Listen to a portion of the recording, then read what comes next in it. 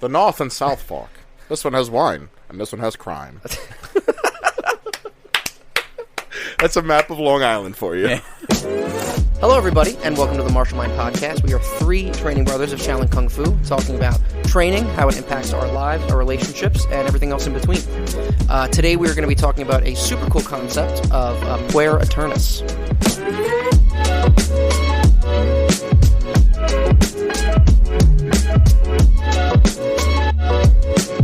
So, I came across a video, I think, probably right after our last episode that we filmed, that I think just directly, you know, like there's some videos or something, someone will like, you'll watch something and you're like, oh, that resonates. And then I feel attacked. There's resonating, but then there's like, the video drove like a Toyota Sienna through my living room. And it's just like, yeah. Someone would call it a wake-up call. yeah. Just picture those old, like, Suzuki X7s, like those giant old station wagons with the metal tire case on the back. You know, they never died. Some call it a wake-up call. Some call it a taser in your ass. just plug directly into the just plug directly into the power. Just plug directly into the power grid. Just nuclear backup. Just 220 volts right into your anus. You left it in your pocket and it won't turn off. Oh god! Oh god! Oh god! Oh god! Oh god! You ever been electrocuted? It just feels like your whole body's going like, you know. There was one time I was holding my guitar, I went to plug it into it, to plug the amp in. Yeah, this is what and happens. my opposite arm just started shaking. Or you ever rent from one of those old shitty practice spaces and you put your lips touch the microphone, your whole body goes. Poof, yeah, just a little. There's no phantom power. Yeah. Ooh, There's like sounds- there's like 220 coming into the room and it's none of it's grounded. It's none of it's grounded. It's all just going directly into your lips. Yeah, exactly. Anybody else taste copper? We used to put socks over the microphones to stop the static. You'd bring a clean pair of socks with you. I mean, you'd bring a clean pair. No, that's not what I'm oohing at. I'm Yeah. oohing at like getting like a, but like just on your lips. And you couldn't hear any of the lyrics. It all sounded terrible. But again, those are my more of my Puer Aeternus days. You know. So we watched. I saw a video discussing the archetype of Puer Aeternus, which is basically, I guess, loosely translated to kind of forever youthful, or kind of the archetype of the man-child. Yeah, actually. the eternal child. There was also Puella Aeternus, which Yes, is the female version. And what can be sometimes coined as, and Jordan Peterson has coined this a lot, as Peter Pan syndrome, of never growing up, or never, kind of accepting responsibility in a way that can help bolster life in a meaningful way as you get older. Because basically. I, too, like to hang out with kids and be covered in glitter, you know? Fairy dust. That's not what the cops call you, so that's... I'm a fairy. Well, there's a different legal term for that. We're not allowed to say that anymore, you know? Oh, just get in this van. We're taking you somewhere else. Get out of your van and get into our van. It's just like a cracked out guy in handcuffs. Like, where's Tinkerbell? Give me back Tinkerbell! Screaming. Now, we are not Jungian psychiatrists. He's a psychiatrist, I think. Jungian psychiatrists or researchers in that regard, but do feel that this hit home very closely for a lot of us in a lot of different ways. And I think that's really what is interesting and what is so universal about archetypes, is that, at least as far as I understand, they all kind of have a certain place in our psyches, so that we all kind of have a certain part of our life that resonates with them to a certain degree. And depending on where we are on the scale of our kind of how integrated we are and how kind of self-understanding we are and self-actualizing we are, where different ones kind of resonate more than others, depending on if something's out of whack or something is more overgrown than it needs to be. But... yeah, it was basically this idea that, it is this, basically the childlike energy within you, and your childlike excitement and energy and enthusiasm that on the one hand can bring, on the positive note, if it's integrated properly, can bring, again, that childlike energy, enthusiasm, curiosity into your fascination. into your adult life. And it's kind of like the, kind of, again, like that, the quote from that Jesus guy who was like, what is it? Jesus guy. Jesus. That carpenter. Yeah, that wood guy, Jesus. But kind of that keeping that. He worked with wood, but he was made of granite. And he was also a winemaker. Yeah. But keeping that. What is it like? All those that keep the childlike nature in your hearts are granted access into heaven. Yeah, like lest ye be like a child, you won't make Yeah. it. Yeah, you won't be granted access into heaven, or however the biblical quote goes. I'm not sure if it was Christ who said it, but to make yourself like a child, Gary. I don't to know. be able to view God's creation with childlike wonder at all times. Yeah. Yet, so in the video, I liked how they juxtapose the Puer Aeternus with the Senex. Right, that was the correct term. The old man. And I liked how they talked about both of them because there's positives and negatives to both. Yeah. And I think if you can find the balance between the two, that's what they talk about later in the video. As Jung had to find within himself this love of building, right? This love of right. We should also link the video in. Oh yeah, no, totally. We definitely will. The video is amazing. It's really, really good. Yeah. So, but it's very good, but. How you have to juxtapose that, where the Senex will can we just look up and make sure I'm using the correct term? Well, I was gonna say we never really define. Like, I want to just read a caption on Puer Aeternus just to cut in, so this is a Puer Aeternus, and just read from a Jungian analyst, and then we can just go from there. Okay, gotcha. Yeah, just gets already pulled up because we kind of danced around the summary of it. Gotcha. The Puer Aeternus, Latin for eternal child, used in mythology to designate a child god who is forever young. Psychologically, it refers to an older man whose emotional life has remained at an adolescent level, usually coupled with too great a dependence on the mother. The term Puella is used when referring to a woman, though one might also speak of a puer animus or Puella anima. So this is from frithluton.com. She is a Jungian analyst and psychotherapist, so that's pretty cool. And then can we look up Senex? Can we see if that's the correct terminology that I'm using? Senex? I believe X, yes. Senex Latin. Yeah, down. There you go. Latin word literally meaning a man of old age. It may specifically refer to wise old man, an archetype.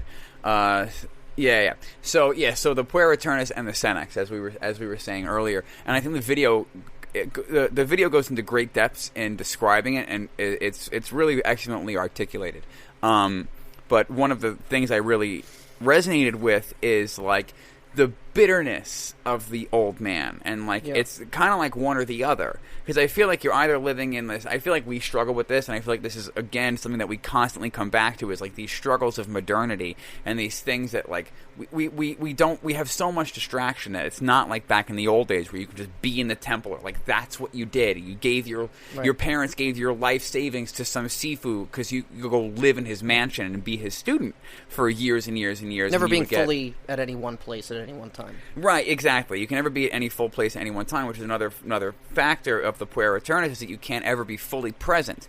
And that I really am fully present or fully committed, and that I really resonated with, because even in my business some days I'm like, shit, I gotta do this forever. Yeah. And it's this whole big thing, this whole giant life-shifting career change. But even then, was that not also part of it? You know what I mean? Right. What prevented me from being happy as a mechanic, or then, moving forward in other aspects, the Puer Aeternus also talks about lots of unfinished works, the artist without art, right? The artist with no art to show for it. I really resonated with a lot of that stuff, and I feel like when it comes back to training, you could become as far as traditional martial arts are concerned, you could start to become the form eater. You know what I mean? Where you just constantly want to keep learning the next thing and the next thing and the next thing and the next thing and the next thing and the next thing, but you never really quite fully grasp what you have in the first place, and that's where you have all these bullshito martial artists. Totally. And especially how kind of this concept directly relates to martial arts, kind of following off what you're saying, Ed, is that, one of the hallmarks of someone who really kind of lives out this archetype is... they have all of this. They live completely in the realm of potential. They live completely, and a lot of it is this self-aggrandizing potential, where they see, you can always, you can fantasize about how fast you're going to run the race if you never actually run it.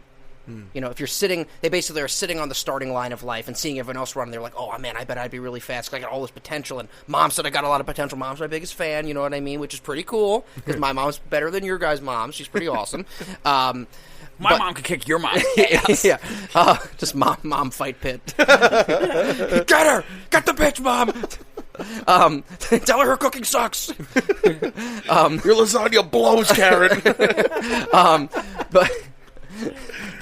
But it's you know, it is that idea of living in that potential and kind of walking through life with this really kind of in the way of like a weighted blanket where it's a level of comfort, but it's also weighing you down in the sense of like you're kind of in this daze and having this weight on you of like all these things that can happen, but nothing is ever really produced. Kind of like what you said is they said it perfectly as, you know, they get you know, you get lost in philosophy and art and all the theory, but again, it's not none of the actual application of life for various reasons. One of them being fear of making the wrong choice and getting too invested in something and then being like, oh no, that wasn't the right decision. Fuck, now I wasted all this time. Or also, you know, same thing of like, oh, well, why am I going to get in this relationship or why am I going to do this? This person's going to die. This isn't going to go well. There's probably it's actually very similar in a lot of ways to Good Will Hunting. Is very similar. Will Hunting is like that, where he never gets involved in a relationship because he's always there's more like trauma and stuff. You know, his dad putting out cigars on him, but that's a whole different thing. He doesn't really talk about that. Well, he probably does, honestly. But you know, it's that, you know, always looking at problems a mile down the road and never actually being able to be present and living in kind of what the video says of like the blood and guts of life, which is the positive and the negative. You know, if you're you can keep what's in your brain positive all the time because it's all theory. It's in this enclosed environment that you can keep. But that's not living. Right. Living is kind of how your essence is interacting with the environment around you and the people around you. So it is kind of this idea of never reaching your full potential because you are kind of drunk off of your own ideas of what you could be and could become and what life should be but maybe isn't. And because of that, you know, because of that and also your lack of rigidity and rigidity. I'm a great Googleizer. with a real aversion to consistency and structure also, which is just, again, kind of that we talk about discipline all the time, but it's kind of through this archetype is spoken more through that not being able to uphold and take that responsibility to just practically be able to be a part of society. And not just like, conform. It's not only just about that. It's also about like, for you to take part in the game that is life, there is a give and take of giving up some of that childlike irresponsibility while keeping other aspects of it to be able to make room for the practicality of adulthood and responsibility that can bring a lot of meaning to later life. You know? Yeah, I mean, relating to the whole just being a passenger in your own life and like just living in the world of expectations, it's really, really self-sabotaging. Especially your own expectations. Yeah, too. You get lost in it. Exactly. You like I had a conversation with one of my buddies recently, just about like you can die waiting. You can die waiting for the right moment. You know, like why not? Yeah. Why aren't you going out and taking advantage of what you have? What happened to Jared? He passed away in the waiting room of life. But dude, it's yeah. People live life's DMV. People live and He's die. Just got like a 6-year-old like Cars and Trucks magazine. Just he's frozen in a room temperature room. Just but dude, like people live and die without reaching their true potential because they live in that fantasy world of their own internal expectations that ever bring anything forth. And I've had these conversations recently with a couple of my buddies that, like, you know, he was one of my friends was talking about like making more content and like learning editing, and he was like, you know, explaining all these barriers that were in his way, and I was like, dude, you can just do this, and that's a workaround. He's like, I can do that. I'm like, well, I just don't have the time, and I'm like, well, you're in this place, you can use what you have to make something, and then make that better instead of worrying about that goal, that pinnacle that you're looking to achieve on your first shot. Yeah. Like, that's just not healthy. It's not practical. It doesn't make any sense. You can't just limit yourself to what you want your final version to be. Yeah. You know, and we fought against that archetype in creating this podcast. That we said, fuck it, like, let's take the ball, let's run with it. Like, let's make this shit happen right now, and we'll make it better as we go. Yeah. And again, to to combine that idea of the Puer Aeternus and the Senex is like, so the Senex is like the positive aspects of that they were outlining is outlining, excuse me, is that he's got the desire to work. He's got the desire to put the work in. So the Puer allows you the dream, and the Senex allows you the discipline to fulfill that dream and to see it through. Right. So it's about finding the positives in both, and then using that information and using that discipline to move yourself forward. The Puer aspects of myself make me want to have those big spiritual conversations to talk about big grander things and the where could we be and where could we go and what's really out there, and like all the long talks we used to have in the middle of the, like hanging out till like 3-4 o'clock in the morning just talking about the universe and like all this different kind of shit, and like watching videos on just wild videos on YouTube about spirituality and occasionally Nuke's top 5 scary shit, you know what I mean? But then, taking those big grand ideas that we talk about, which makes you interesting in conversation also. That's like, I think of the Puer Aeternus as like that guy at the bar. Right, you know right. what I mean? Yeah. He's like that dude at the bar that's like everybody's sitting down and listening to him tell this story. Wearing a lot of beads. I was gonna say medallion and chest hair, but same thing. Because the beads, that's also me now, and going to be you next year when you get your beads. Also true. I'm with 2 wooden bead wearers right You're now. with one right now. He doesn't deserve his yet. No, I'm just kidding. Okay. Correction. He's got to go through the probationary period. He deserves them just fine. He's on probation. But anyway, so again, this is all Puer energy right here. You know what I mean? And the Senex is the one that got us to set up the fucking lights and put the camera up. Right. Be here dressed. Be here, put clothes on. You know what I mean? But to your point. You know what I mean? To your point, I believe that's what you're finding is you're finding that you're trying to teach others that balance point of putting the work in to making the dream fulfilled. Right. You know? I mean, taking some action is better than taking none and just living in that, like, at the starting line and just, you're getting lapped without ever moving, and it's like people don't realize, that you're not getting anywhere by not making moves. And the thing is, too, what is also kind of very important to know is that, and they speak about this, and I've, in what I've heard about this concept is that it's kind of like, getting high off your own supply. Like that guy at the bar, and we've probably experienced this too, of like living in that theory or saying cool stuff to people and stuff that you do actually find meaningful. But then you're like, they're like, that was pretty cool, and you're like, yeah, that was pretty cool. Well, I think we talked about that a lot in 25 with like the story I told about the dude from the rehearsal space. That's perfect example of that kind of energy where it's like, but at the same time, he was putting the work in, and his music, while it was pop music, was pretty good. Right. You know what I mean? So he was putting the work in certain aspects. Oh, totally. It's just that idea of like how you can. There's that extra layer of what can blind you, where it's not just like it's not just your own illusions about life, but also your own illusions about yourself by your self-talk of like, you put out all this stuff and you're like, man, this theory talking about philosophy and all these bigger things, it's cool. And you're like, yeah, that is fucking pretty cool. And then you kind of, again, it's kind of like you're snorting your own coke a little bit. Like you're kind of like, you're and then you kind of get just Jack Nicholson in The Departed wants some coke, throws it on the ceiling. Don't come up till you're numb. Oh my god, dude, I forgot about that line. Yeah. Dude, that's something a dirty, gross Jack Nicholson looking guy would say to you. Yeah, Jack Nicholson wrote that line. Dude, he just said it, and they were like, okay, that works, man. But I mean, there's a lot of facets to the Puer Aeternus that are more than just being stuck in preparation and in fantasy. It's like sort of an apprehension. This morning, though, too. You know what I mean? It's an apprehension to commit or to live in reality in more ways than just that. Like there was one excerpt that I had pulled up in the notes that we had where I just got to find this really quick. It was not committing to life in the sense of living meaningfully because he doesn't want to suffer by anticipating suffering, leading to less meaningful experiential life. So I've really experienced this in a lot of ways in terms of just like anticipating suffering. I mean, we've all been through our traumas, and we've all been through things that have really messed us up. And of something that I try to avoid doing, but I've done in the past is withdrawing. Like, I mean, it's basically with my parents. Everybody's scared of their parents dying. Everybody's scared of mortality, and I'm terrified of it.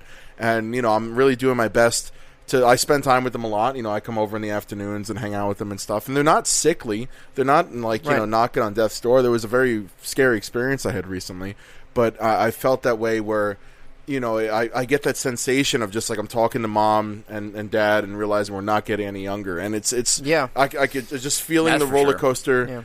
Yeah. We're just ticking up and up and up and up, and it's just Yeah. we're drifting down the river, and I just noticed that the motion forward, that we are moving Yeah. forward through time, and eventually it reaches somewhere. Yeah. And you're also like your velocity increases. You know what I mean? Like it goes like- by faster and faster every year, man. And I get scared. Like I get like I'll be hanging out with them and just like I feel myself like almost start like dissociating a little bit, where I'm just like, man, this is this is gonna be a memory. Like and then Oh yeah. and all of a sudden I'm God. just like I'm freaking out, and I can get caught up in that channel, Yeah. or you can take the moment and appreciate the time you have and actually have a meaningful experiential Oh, totally. life. You instead never of realize you're in the good old disassociating, days. Yeah, Well, yeah. that's Yeah. that's the thing about the good old days. They happened already. You can't, if you're not taking advantage of the time that's happening now, you won't be living And that's in the thing golden I always days. think about is like I try to keep that in mind where I'm like there's gonna be a day like if I'm missing either because of a misconstrued rose-colored glasses view of the past or not, or some combination of that, if I'm missing the past or missing aspects of the past, I'm probably going to feel that way in 10 years about right now. I feel So that knowing way, that, I you feel know what that I way mean? about like high yellow to green sash a lot. You know what I mean? Like just in the periods of training, we can often get lost in like where we wish we were with our skill to not just like enjoy the process. Yeah, to be where we are, and that's part of what I like. What I like that they speak about, and this is kind of similar with the just starting and just kind of, and again, Jordan Peterson talks about that a lot. Of like, don't try to have the perfect plan. Have the plan be crafted through motion forward. You know what I mean? Allow it to manifest. Exactly, and it's that That's idea. exactly what we're doing with this project. Exactly, but it's that idea of I forgot the exact quote that they used, but it was a cool. It was a fun farming metaphor, which we love.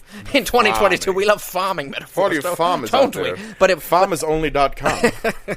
Put your seed in the hole and then cover it with dirt. And Right? they live in poverty. this isn't sexual. It's just hard work and sad. My mortgage is like- $400 a month, and I farm corn. It's that idea of, and again, I'm not going to get the full metaphor right, but it's not waiting to have the perfect plan, but till the soil that's directly in front of you.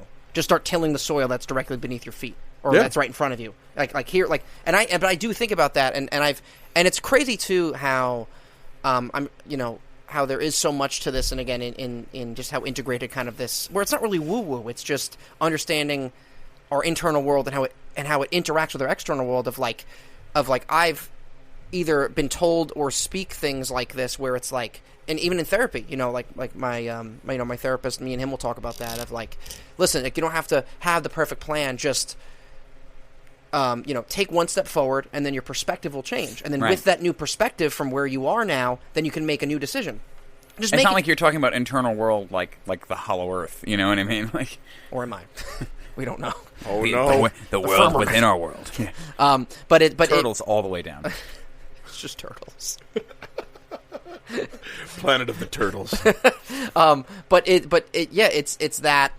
It's that not needing to have it all figured out, but realizing that at the starting line you're not supposed to have it all figured out because you haven't done anything yet. So much of getting to the end goal is, and figuring out how to get there is by starting to get there. It's like doing a fucking kip up. It's like part of it is I can show you how to do it, but you understanding the theory of it is not gonna make you do one. Part of Right. it is you understanding the base concept, understanding it in theory, doing it 30 times and breaking your tailbone each time, and then breaking it 3% less each time after the 20th time. Right. It's kind of what it is, but it is that idea of Iron tailbone training. Yes, moving. Pain. It's pain. That's what that is. But it is that moving to the next lily pad and then realizing and then trusting that, and it's having faith in yourself too. A lot of this is, and I know Jordan Peterson talks about this a lot, of that real kind of not really people understanding the practical, but also the real interwovenness of faith into our daily lives, where it's not just like, I believe and I'm going to get a plane, I'm going to get that new car that I want because you're going to give me $10 each. Like it's not like that. It's like that's just called crime, is what that's called. In my church days after high school, right after high school, I remember there was a testimony there was one of those churches where every now and then we'd be like, the Lord has blessed these people, and they want to come up and tell you all about it. And someone was just up there talking about how, like, you know, I knew school was going to be difficult if I didn't get a new computer, and Christ blessed us with, you know, $5,000 so I could buy myself a new Mac. And it was just like, that's what you're happy about? Like, you're up here telling the church about, like, your new computer that you bought? Like, I don't know. It just felt really material. It's that weird line of like, that could on the one hand be genuine, but also it's very easy for, again, that type of, like, what you've spoken about, that, like, holier than thou, or that, like, I've been blessed by this, look at all my blessings, you know, and it's like, this isn't really, I don't think this is what Jesus died for, I don't think. Yeah, I'm pretty sure he didn't die to give you a new Mac. I'm pretty sure he wanted you to help somebody else get a new Mac. I don't think Jesus got crucified so you can do, like, a kickflip on your new computer in front of somebody. What's up, bro? Fuck you. The body of Christ. Just raise your scooter, like, stall on a curb real quick. Do a sidewinder, break both your shins. Look at my iHome. Fuck you. Yeah. No, but I feel like that is selfish and also making attempt to foist one's own responsibility and, like, their own, like, they're the ones who's at the driver's seat. Like, you know, well, Jesus blessed us with a laptop. It's like, well, what did you do to earn that laptop? Because I feel like you had something to do with it. You know, I feel like maybe... Did you, like, go to work? Those $5,000 didn't just fall out of the sky. You know, you had to till the soil in front of you to make that shit happen. So that's another... Like, and I get it. Like, you know, with something... Every now and then, like for instance, I know some people recently at certain jobs got extra money left over from COVID. You know, like, I know some state employees, like, recently got some money left over from COVID. So I can see how you could be like, this $2,000 came at the perfect time. It's a blessing from Jesus. But it's like, it's also a blessing from Jesus for, like, 500 other people. So is it really about you? Or are you just, like, is it just coincidental and now you're using it, like you're using it in a positive way because now you have it, you know? Where it would be different. It's really easy to see things as, like, the skies are opening up, when really, you know, I feel like if you put too much emphasis on I'm so lucky right now, you lose sight of, like, what you could have done to make it better. You know what I mean? Like, I feel like sometimes people will get complacent. They're like, oof, man, I was about to put all that work in to make this extra money, but now I got this. And, like, I'm so blessed that I got this. I'm sure something like this is going to happen again real soon. And then, like, 3-4 years goes by and you're like, well, my car got repoed because I didn't hustle, you know? Like, cut to 2 years in the future and you're drinking water out of puddles. Yeah. It's free. It's rainwater. It's collecting rainwater outside, like, It's like a bird. Like, yeah. I know it has a gas slick in it, but it's fine. Yeah. So it's just like It's drinking, supposed like, to have, cat like, a with your rainbow mug, like- sheen on top of it, right? Yeah. yeah, the rainbow sheen is all the nutrients. Yeah, it's not motor oil at all from the Could road. be brake fluid. Who knows? Whee!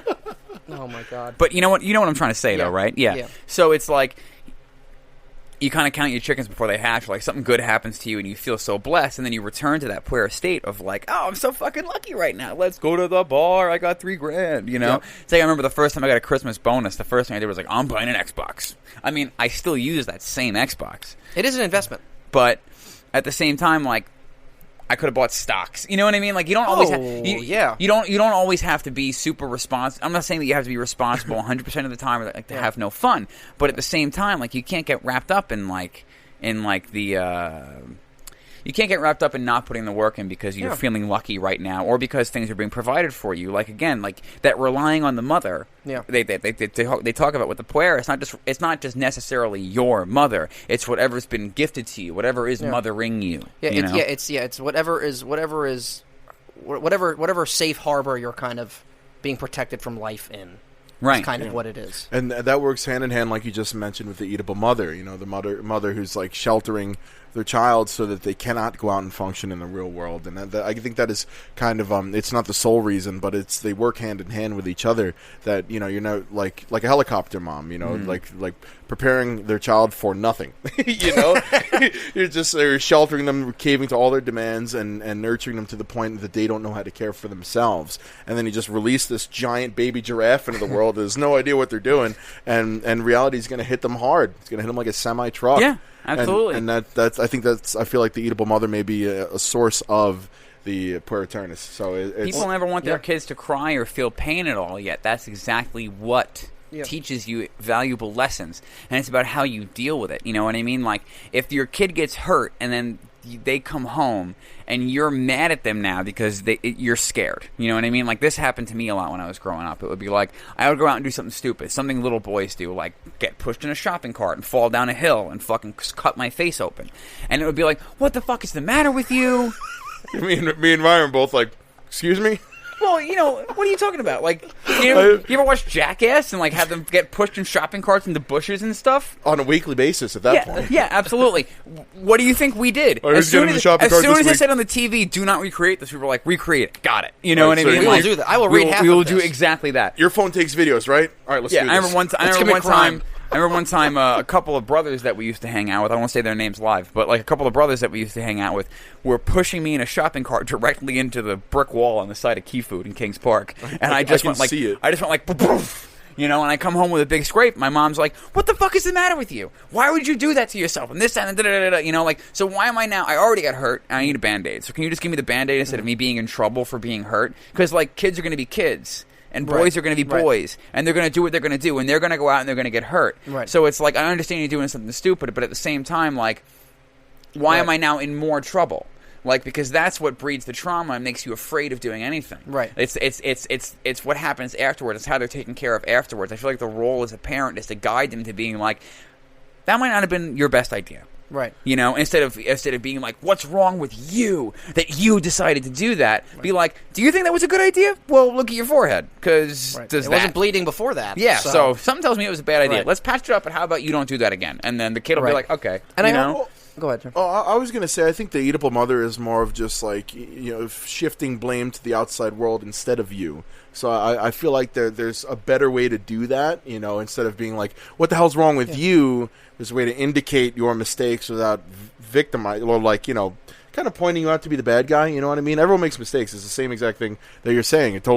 But like, as far as the Oedipal mother goes, I don't think that is what the Oedipal mother is. I don't think I was saying that. I think I was making another point. Right, yeah, I'm just clarifying that. I'm just kind of laying that out there. Both two negative ends of kind of the parenting. Right, exactly. Yeah. That's what I think. I think that's how I got there. Is like, you know, it's the two spectrums.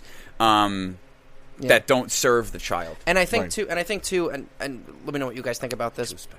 The two ends of the spectrum. The North and South Fork.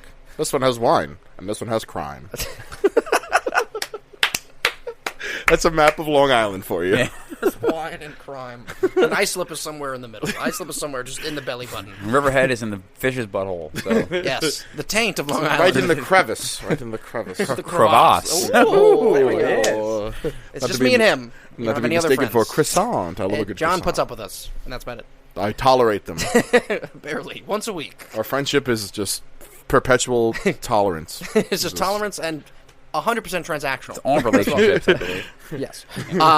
But let me know what you guys think about this, because what I also find is a negative outcome of kind of not only being directly parented that way, because again, it's not only just about, again, the relationship with the mother or your parent, but also just your road from childhood to adulthood. If you don't actually, if there's not actually any times in which you need to really take on meaningful responsibility or sacrifice or be hurt in that way, then you never actually have to produce anything in regards to outcomes or product or anything that actually comes from yourself. And again, what I found very interesting... To clarify, I'm sorry. Go ahead. To clarify, what you're saying is that's from the perspective of the Puer, yes, right? Yes. From perspective of the Puer. Yes, okay. One of the negatives, but again, what I found was very poignant, and I think we all kind of resonated with this as kind of all having...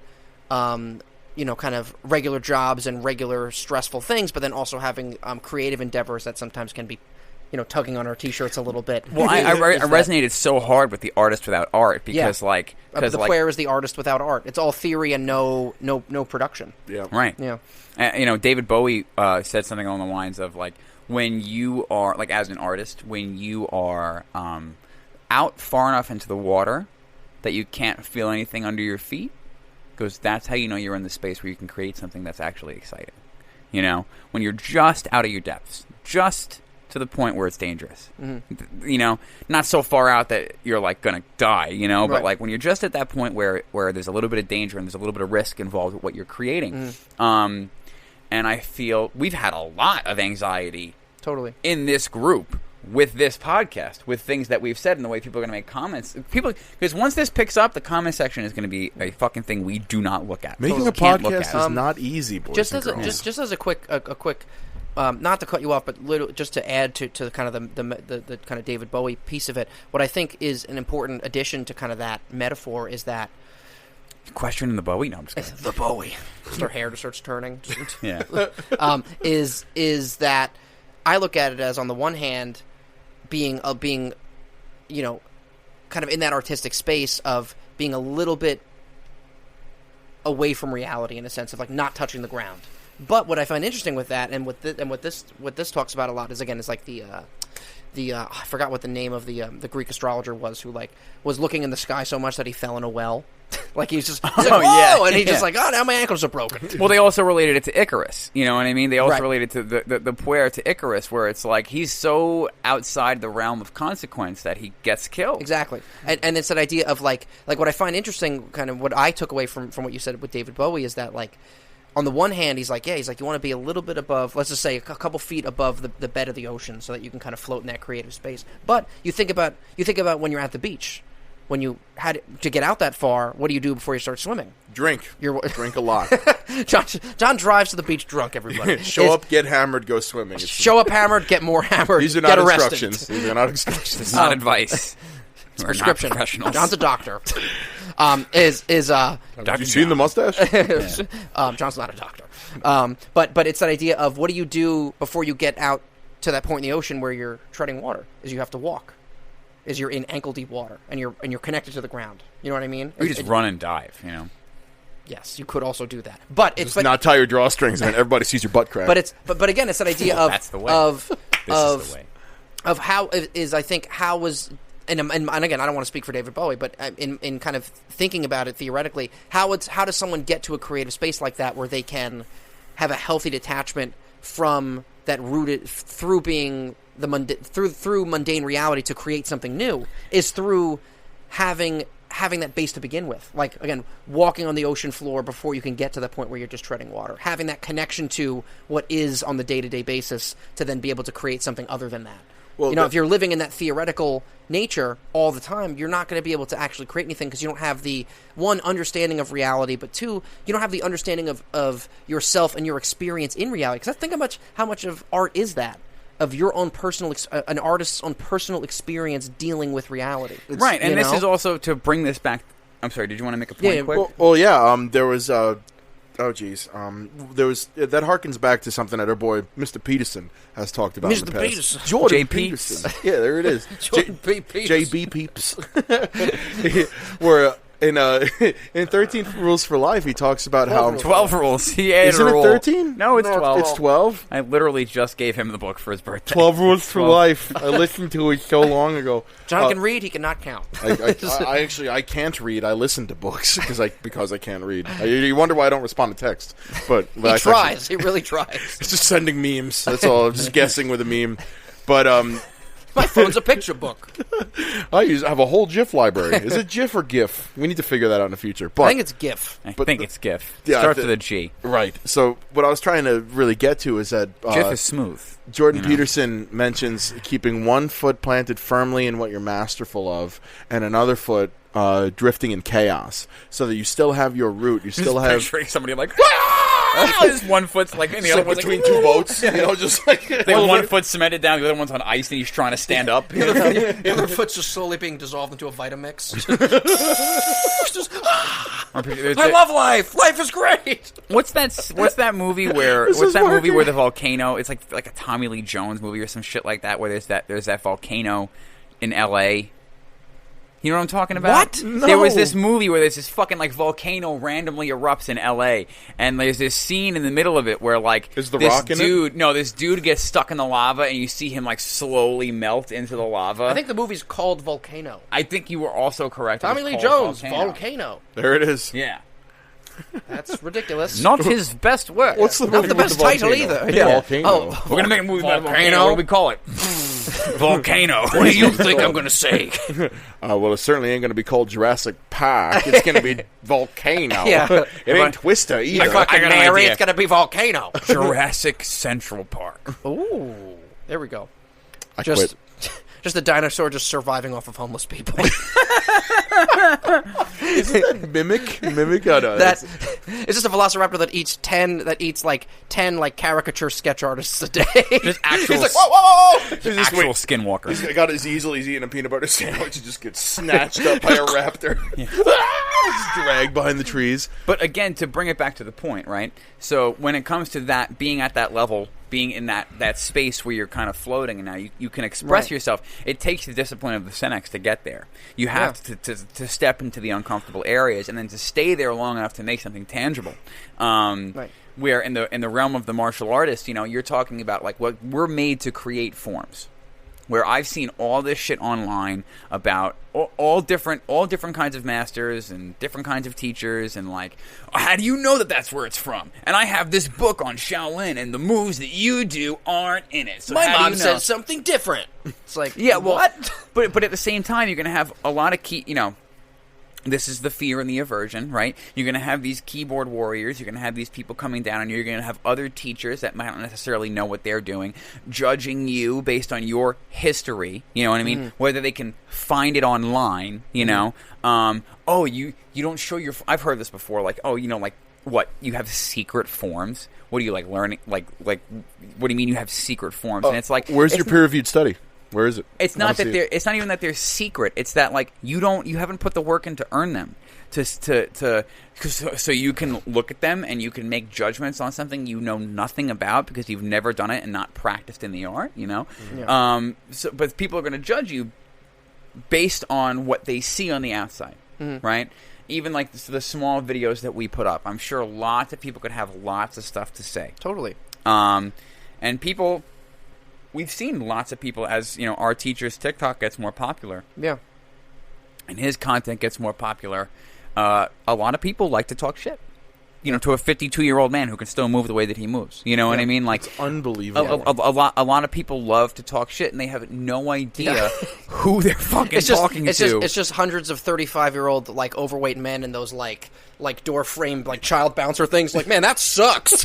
Yeah, I bet I could kick the shit out of you, bro. Like, they're just in one of those like roly like things covered in Cheerios. That log is fake. That log's definitely made of styrofoam. Fake log. Fake Your log. lineage doesn't make any sense. He's got a bowl with a suction cup on. I can't find any. Rips it off and throws his Cheerios. I literally saw something online once that was like, he's not really doing Lohan Chuan because I have this Shaolin book and his basics aren't in that book. And it's like, what the fuck are you talking about? Because I bought a DVD from some guy on a boardwalk in California. It's like, it's not actually Lohan Chuan. Your Tongbei Chuan is wrong. It's different. And it's like, well, guess what?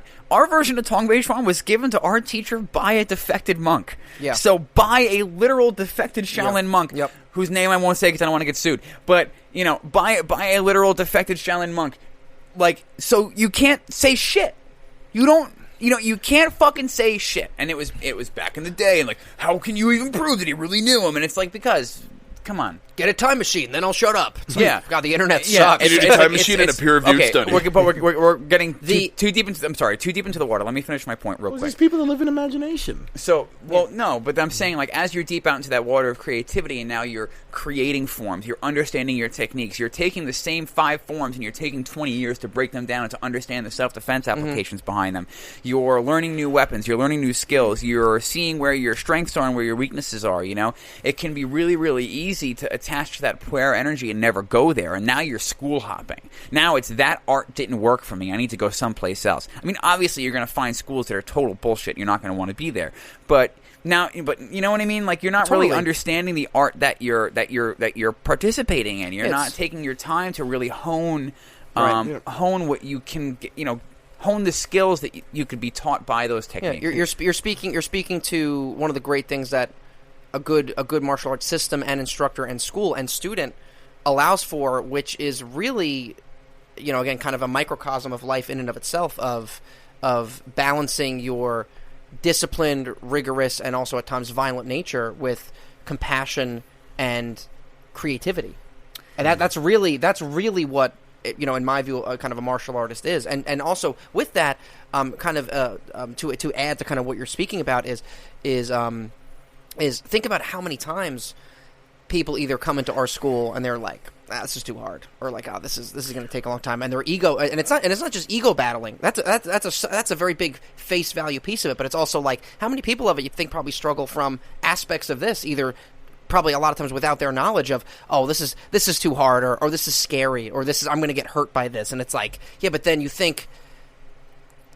as people who have been a few years in and more years in, of where we were versus where we are in regards to in certain areas, resiliency for things in life that can be linked back to our martial training, and through getting punched in the face and getting thrown on the ground and getting hurt and getting the shit kicked out of us seemingly for money. We have to pay for that. I just realized, God damn it. Those beatings cost us. This is not This is not lucrative. I've just realized. No, I quit. It's an expense. This is actually an expense. I spend thousands every year ass kicking is not between tax deductible. Tuition, seminars, merch to keep weapons, the school merch. going, donations. You know what I mean? Just get Charlie horsed. Gear, weapons, but a lot of shoes. A lot of those people that come in and have no idea or aren't really willing to try, or are just, they're not willing to look their limitations in the eye and challenge them. I feel like a lot of that is that imaginary just barrier they're creating for themselves. Like, I can't do this. I'm not ready for this. When they're self-sabotaging. They're not pulling that curtain back and shining light on, well, maybe if I do this, I wouldn't feel this way. Maybe I can get stronger if I actually work on the things that I suck at. Right. Yeah, absolutely. Since we're getting kind of closer to the end, because I know we have kind of a busy day today, we got to cut the recording a little bit shorter than usual. Is it okay if I try to summarize the points, and then you guys can kind of... Yeah. So I consent. What I'm getting from this conversation is that we're learning how to take the positives and negatives of the Puer, Aeternus, and the Senex and combine the two of them so that we can be the greatest and grandest versions of ourselves, correct? Wherein the positives of the Puer is the dreaming and the intelligence and the spiritual and emotional intelligence and the understanding that you're part of something greater and that there are dreams and big things that you can plan for and that you can do. And whereas the positive of the Senex is the buckling down and getting disciplined and putting the work in and being self-critical and self-analytical, being able to take criticism and being able to apply that criticism to a more positive life and a more positive future, and then avoiding the negatives, being in that dreaming state, lounging, sloth, you know what I mean? Like taking 3 hours when you could take 15 minutes because you're lost in tweaking when you can just do the thing. And with the Senex, with like seeing where you are in your life and feeling stuck and feeling bitter and feeling betrayed and feeling old and broken, when you're not old and broken until your heart stops beating, you know? And I think too, just as a quick aside, I think that's why I think probably all of us feel this to a certain degree in certain levels of pulling, is, like me in my, later 20s, that, I look at people, some people that are like in their 50s and 60s, and they can be very like, again, like you said, bitter, and they have the negative aspects of that, and it's scary, where I'm like, is this what adult life is? Like, I don't want to, but really, some people will tell you yes. Exactly, and those are the bitter people. They're like, that's what life is, and I'm like, but that's the thing, is that it's like, it's a bitter adult telling almost like your inner child, like, hey, this is what it's like, and you're like, really? I don't want to do it. I'll just breastfeed till I'm 30. I know. Metaphorically speaking. There was somebody in my family who, like, my whole time growing up would always be like, well, that's how it goes. Life sucks and then you die. Yeah, and you're and like, I grew up with that in the back of my head. Yeah. That's really. Yeah. But what you realize is especially in having this conversation and also in being open to these types of topics, is you're like, wait a minute, that's not how life really is. That is how you're talking to someone who has, poorly integrated and poorly matured, or has a very limited perspective on the positives and negative things that have happened in their life, in a way. And that's not how life is. You're talking to someone who's just bitter. And I think the abundance of that opinion, just how many people I've heard say life sucks and then you die, it just goes to show how easy it is for you to live an entire lifetime without acting on any of the opportunities that you could have manufactured for yourself. Not integrating that childlike Life's a Bitch energy. Is a great Nas song. Also Life's true. a bitch and then you die. And then you That's die. when we get high, because you never know when you're going to go. Right? Chicka chicka. It's a great tune, but it really is sad just how everywhere. Like it's ubiquitous. The amount of people that say that life sucks and then you die, and I see so many people that miss their chance, and I think that's the way it is. Like they didn't have anything to do with it. But like, you don't you get gotta just actually one try. chance. You create don't. chances. Exactly. You create chances. And a lot of that is through moving, continuous motion. Right, making decisions to act now on the things you want to try out. Yeah. Like my buddy and I failed at making a bacon business. We thought I was making these craft bacon, and it never happened. By the way, the best bacon I've ever had in John's my bacon is fucking amazing. life. Yeah. Holy Really, shit. really good. And John is a very good cook. We And took a so are you. chance. We took a Very good chance cooks. at we thought we were really good at this thing, and we saw an opportunity, and it wound up not panning out. And we made bacon for our friends. It was awesome. We need to open a food truck that serves your bacon and my steaks. There we go.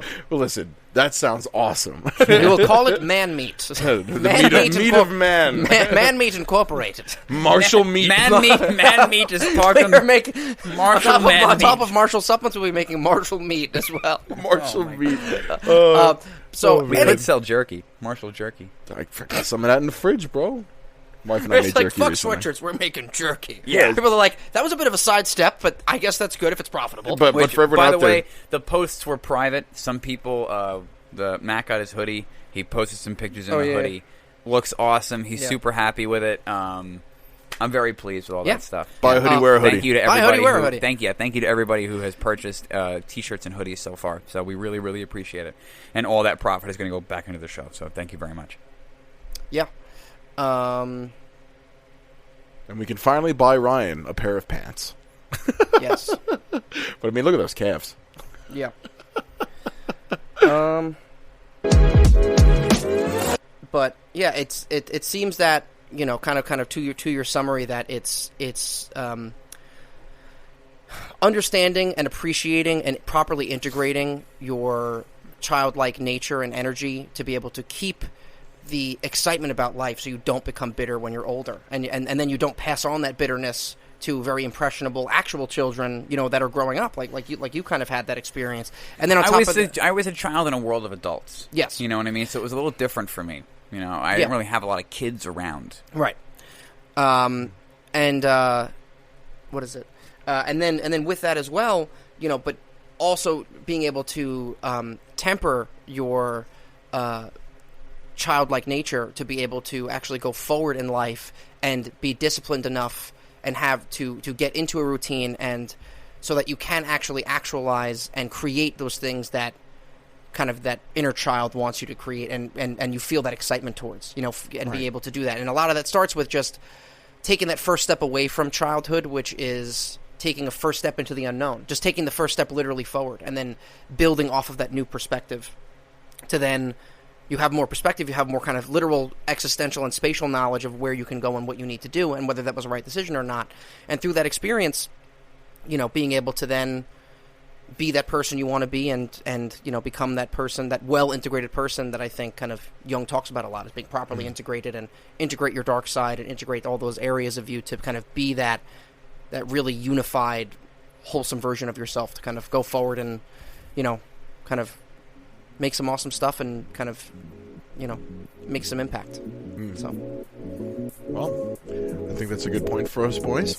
So, thank you to our Instagram followers. Thank you to our Discord members. And thank you to our patrons. This has been the Martial Mind Podcast.